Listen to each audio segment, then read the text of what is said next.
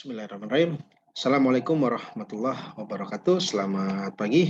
Salam sejahtera buat kita semua. Om Swastiastu, Namo Buddhaya, salam kebajikan. Bapak Ibu, ketemu lagi ya di video kita yang ketiga. Di video sebelumnya ya, saya sudah menjelaskan tentang apa itu JFPKPP atau JF Jabatan Fungsional Penata Kelola Pencarian dan Pertolongan. Lingkup pekerjaannya mencakup apa saja ya, jenis pekerjaan yang bisa diklaim sebagai angka kredit dan lain sebagainya. Itu nanti ada di video yang kedua ya. Gitu. Dan di video tersebut juga ada formasi ya, formasi. Jadi nanti kalau misalnya saya di Gorontalo misalnya formasinya misalkan 2 gitu ya, formasinya 2. Berarti silakan nanti di internal itu diseleksi gitu ya. Siapa yang diusulkan untuk menduduki jabatan ini. Nah, di video kali ini saya akan mencoba untuk menyampaikan kenapa sih JFPKPP ini lebih baik ya. Kenapa kita harus duduk di jabatan fungsional ini ya. Kenapa saya harus menjadi pejabat fungsional di JF ini ya. Saya akan coba jelaskan, izin share dulu. Oke. Nah, JFPKPP untuk karir lebih baik. Sebagian besar dari kita ya mungkin belum familiar dengan jabatan fungsional ya. Karena saya pribadi juga berangkat dari zaman dulu masih staf, namanya staf gitu ya. Kemudian semakin ke sini pemerintah melalui Kementerian Pan-RB itu mulai menata jabatan-jabatan gitu ya. Lalu sebenarnya secara secara ini ya secara aturan jabatan fungsional sebenarnya sudah lama ya, sudah lama ada gitu ya. Tetapi memang baru-baru saja booming ya, karena jabatan eselon 3 dan 4 dihapus kemarin, sempat booming gitu ya. Ada yang tidak siap menjadi pejabat fungsional ya, ada yang tidak mengerti apa itu jabatan fungsional. Tetapi makin ke sini kita semakin aware gitu ya, semakin menyadari bahwa jabatan fungsional itu sebenarnya bukan jabatan tanda kutip untuk membuang gitu ya, atau jabatan yang nggak keren gitu, enggak gitu ya. Jabatan fungsional itu ya, seperti di video saya yang pertama ya, itu berbeda dengan jabatan administrasi gitu ya. Kita punya prestis, punya jenjang karir gitu ya. Bahkan fungsional itu memiliki karir yang lebih baik daripada jabatan administrasi. Kenapa saya bilang begitu? Pejabat administrasi pangkat mentoknya itu 4B ya, 4B gitu. Kalau pejabat fungsional pangkat mentoknya 4E. Dari sisi kepangkatan sudah lebih baik gitu ya. Tetapi kadangkala banyak beberapa dari kita menganggap bahwa jabatan fungsional itu seperti ya di bawah jabatan administrasi, enggak gitu ya. Cuman memang di struktur organisasi ya, karena banyak kebingungan atau entah apa ya, artinya kita seringkali melihat di jabatan di struktur di peta jabatan itu pejabat fungsional itu di bawah pejabat administrasi ya. Nah, misalkan kepala kantor ya membawai pejabat fungsional rescuer gitu ya. Karena memang dari sisi meletakkan fungsi di dalam organisasi itu ya supaya ada strukturnya gitu ya. Cuman biasanya pejabat fungsional itu garisnya putus-putus, tidak lurus ya, tidak segaris gitu ya. Biasanya ada garis putus-putusnya gitu. Itu memang dari sisi peran ya, dari sisi peran, kemudian dari sisi kinerja gitu, itu berbeda ya, berbeda. Seperti yang saya jelaskan di video saya pertama, pejabat fungsional dan pejabat administrasi ini punya prestis sendiri-sendiri teman-teman ya, punya prestis sendiri-sendiri. Cuman di dalam struktur organisasi ya, karena dilihat kepangkatan ya sudah diletakkan di bawah kepala kantor, diletakkan di bawah kasih operasi gitu ya. Itu ya sudah biarkan begitu saja dulu ya. Tetapi di dalam konteks kedudukan ya, kedudukan karir ini berbeda ya. Ini berbeda. Dan jabatan fungsional saya katakan selalu lebih baik daripada jabatan administrasi. Ya. Walaupun jabatan administrasi bukan tentu bukan berarti dia jelek gitu, enggak gitu ya. Tetapi ketika saya melihat di satu sisi dari sisi kepangkatan, jabatan fungsional jauh lebih baik. Dari sisi tunjangan kinerja juga lebih baik. Nanti akan saya perlihatkan ya, gitu. Tapi bukan berarti nanti jabatan administratif itu jelek, enggak gitu ya. Bagi teman-teman yang ingin tetap berkarir di jabatan administrasi silakan ya. Dan bagi teman-teman yang hari ini menduduki jabatan fungsional, maka banggalah dengan jabatan itu ya. Nikmati jabatan itu ya, lakukan dengan hati yang gembira, yang riang, karena kita akan menjadi pejabat fungsional, memiliki karir dan jenjang sesuai dengan aturan jabatan fungsional. Oke, ya. Kenapa sih kita harus in passing? Ya. Saya katakan tadi di awal bahwa sebenarnya pangkat kita lebih baik. Ya, dari sisi karir, pangkat kita lebih baik dari pelaksana atau jabatan administrasi. Kelas jabatan juga lebih baik, Bapak Ibu. Ya, tunjangannya juga lebih baik, gitu ya. Nah, kemudian pembinanya jabatan fungsional ini ya kita sendiri, Basarnas, gitu ya. Kemudian butir-butirnya lebih relevan dengan tupoksi. Nah ini terkait relevansi, waktu di Desember 2020 ya, ketika eselon 3 dan 4 khususnya di kantor pusat itu dialihkan ke jabatan fungsional, banyak beberapa itu nggak cocok gitu ya. Teman-teman di teknis kayak di operasi ya, siap siaga, kemudian ya harus menerima kenyataan bahwa mereka diberikan jabatan fungsional yang kurang relevan dengan pekerjaan sehari-hari. Makanya kenapa JFP KPP ini dibuat ya. Untuk apa? Untuk mengakomodir ya, mengakomodir pekerjaan sehari-hari teman-teman di teknis supaya lebih relevan ya dengan jabatan yang dipaku. Nah, sekarang kita lihat ya, kita lihat ini cukup menarik ya, cukup menarik. Ini bahasanya head to head kayak mau apa namanya perang kayak mau apa namanya pertandingan gitu ya. Judulnya aja ya, mohon maaf judulnya lebay. Nah, head to head pangkat dan golongan kita lihat. Posisi staff ya, ini kalau jabatan administrasi, pelaksana, staff ya. Ini bagi teman-teman yang nonton, kalau yang pelaksana posisi pangkatnya mungkin karirnya bisa sampai 3A 3D. Ya. Pangkat mentoknya 3D kalau staff itu ya. Pangkat mentoknya 3D. Kalau punya S2 bisa 4A. Itu kelas jabatannya 7. Ya.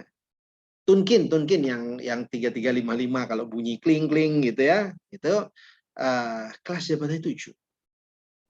Bapak Ibu pangkat 3A, 3B, 3C, 3D, bahkan 4A, kita lihat di sini ada yang warna apa namanya ungu ya.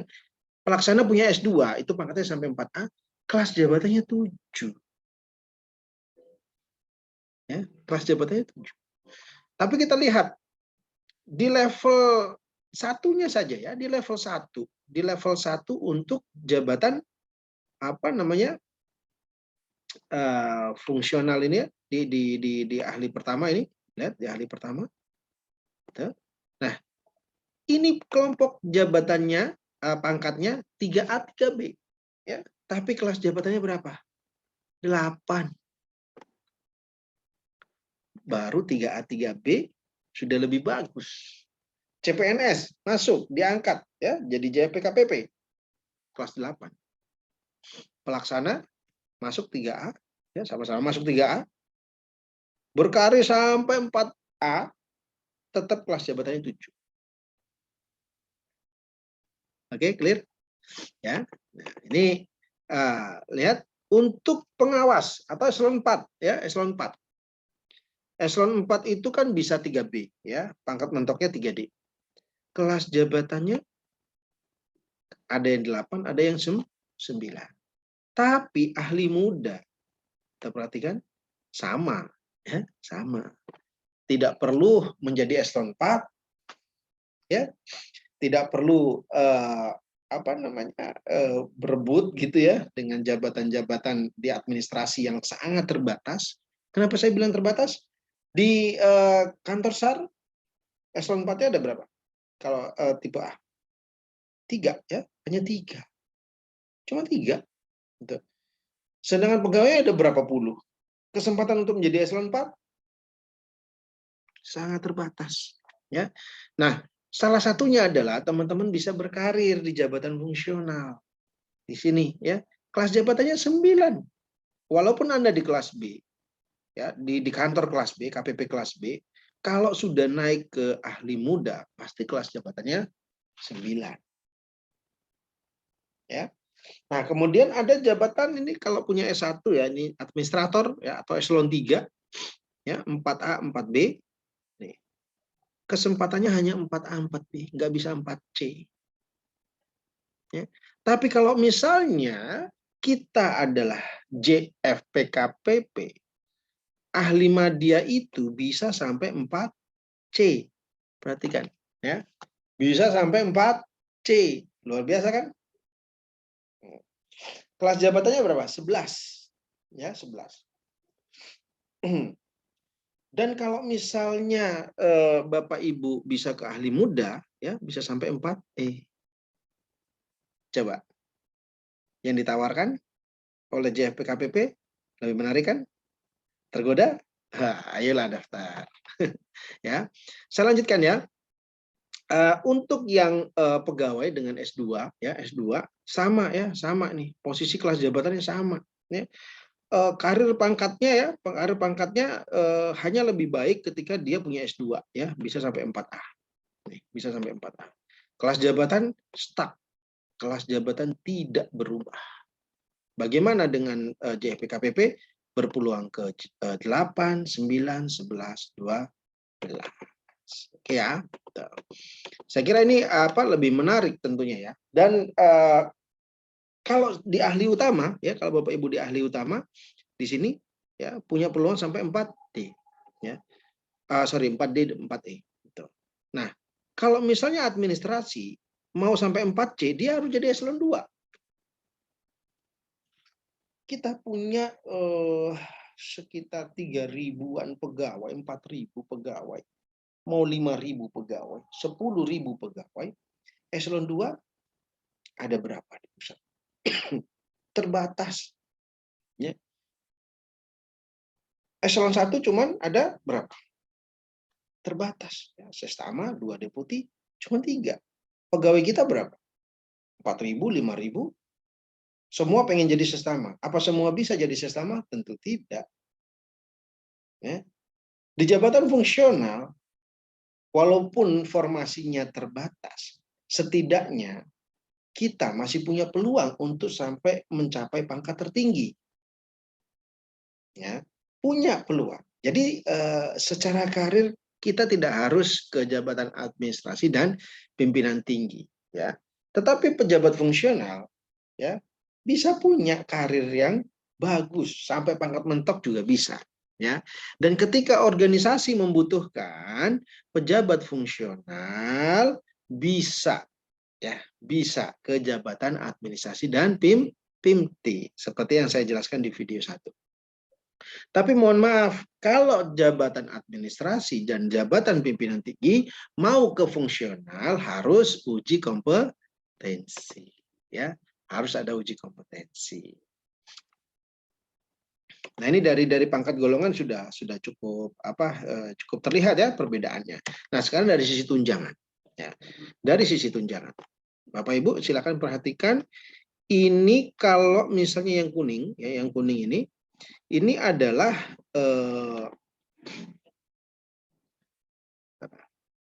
yang pelaksana, ya, pelaksana punya S1, ya, pelaksana punya S1 dan pelaksana punya S2. ya. Tunjangannya sama, berbeda ya. Kalau yang punya S1 ini 185.000. Kalau yang punya S2 tunjangannya naik cuma 5.000. Ya, mohon maaf, cuma 5.000. Ya, cuma 5.000. Kita perhatikan ya, untuk jabatan fungsional. Ini saya kasih tanda bintang, kenapa? Karena memang belum ditetapkan ya besarannya. Ini adalah besaran yang kita usulkan kemarin ke Kementerian Keuangan melalui Biro Hukum dan Kepegawaian. Yang diusulkan adalah 540.000 untuk jenjang pertama. 3.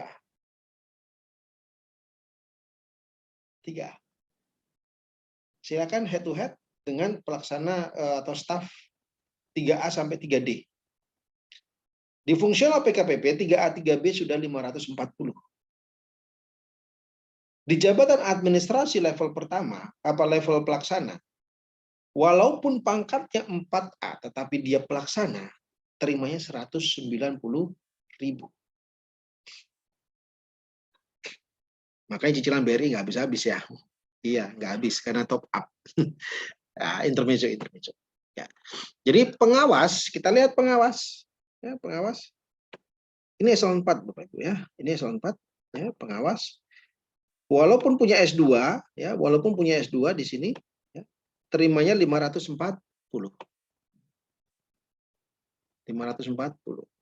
Kami di fungsional 3C 3D ya katakanlah setara dengan eselon 4 lah. Terima 1.260.000. Itu sama besarannya dengan administrator nih, sama nih. Administrator. Ya, sama di sini ya. Sama gitu. Luar biasa. Ini yang baru kita usulkan ya. Saya kasih tanda bintang ya.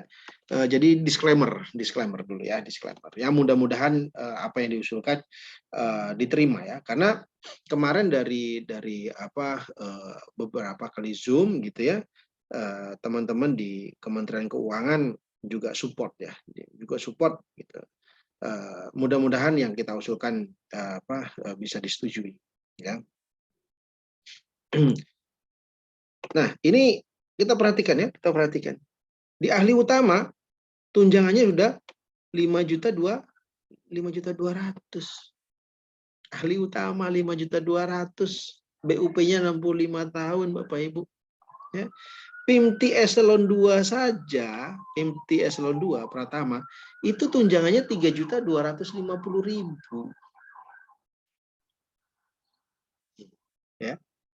3.250.000. Kalau Bapak Ibu di ahli utama ya, itu tunjangannya 5.200.000.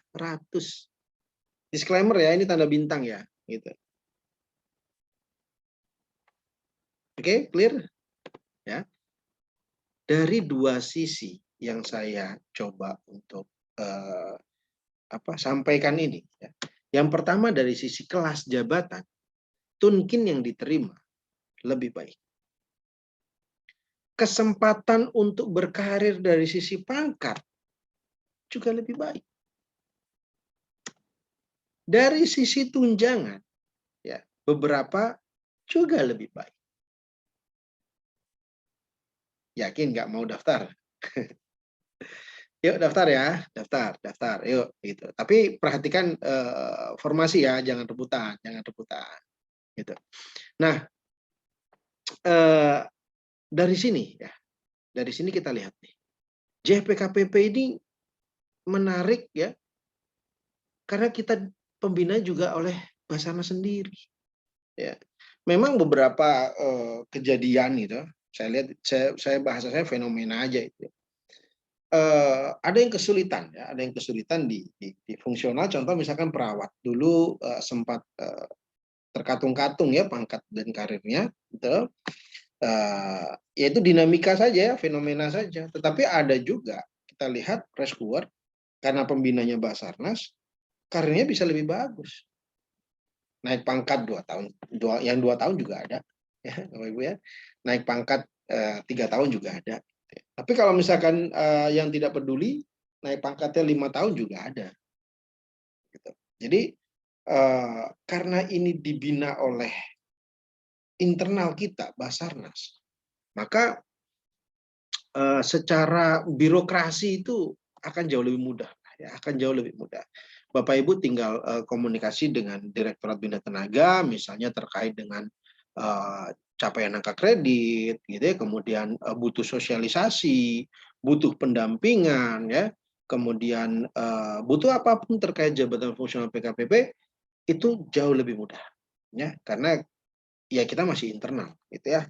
Kemudian pekerjaannya itu juga relevan, ya, sangat relevan gitu ya, karena butir-butirnya juga kami apa namanya diskusi dengan dengan teman-teman di direktorat lain ya, itu beberapa bisa dilaksanakan oleh kantor SAR, ya, bisa dilaksanakan oleh kantor SAR. Jadi kantor SAR juga punya peluang yang sama, ya, punya peluang yang sama gitu untuk bisa menduduki jabatan ini, ya. Jadi relevansinya cukup bagus lah dari sisi pekerjaan, ya.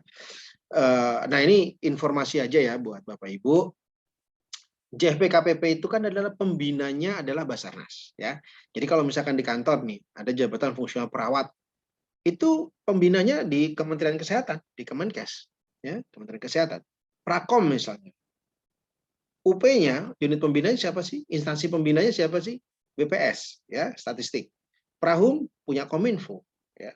Kemenaker ya membina instruktur, ya. Arsiparis Andri, ya. Analis kebijakan punya LAN, analis SDM punya BKN, Widya Iswara punya LAN, Basarnas ini punya dua, ya. Ada penata kelola pencarian pertolongan sama rescuer, ya. Jadi secara birokrasi kita diuntungkan lah, diuntungkan ya. Jadi kalau misalnya ngirim angka kredit ya ke Basarnas, ke kantor pusat ya.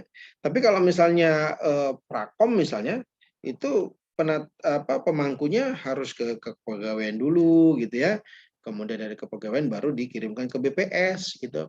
Sampai BPS ada kendala dan lain sebagainya tidak bisa komunikasi direct gitu ya. Nah ini secara birokrasi teman-teman nanti diuntungkan ya, diuntungkan. Oke, saya kira itu ya cukup menarik. Saya kira nanti kalau yang berkenan silakan mengajukan seleksi ya, mengajukan seleksi. Nanti secara teknis bagaimana pengajuan seleksi in passing akan saya sampaikan di video berikutnya. Ya, semoga bermanfaat apa yang saya sampaikan. Saya berharap jabatan ini bisa dijadikan pilihan karir ya, dijadikan pilihan karir buat teman-teman untuk bisa memiliki kesempatan yang lebih tinggi lagi ya, yang lebih tinggi lagi di dalam kita berkarya di Basarnas. Oke, terima kasih. Wassalamualaikum warahmatullahi wabarakatuh.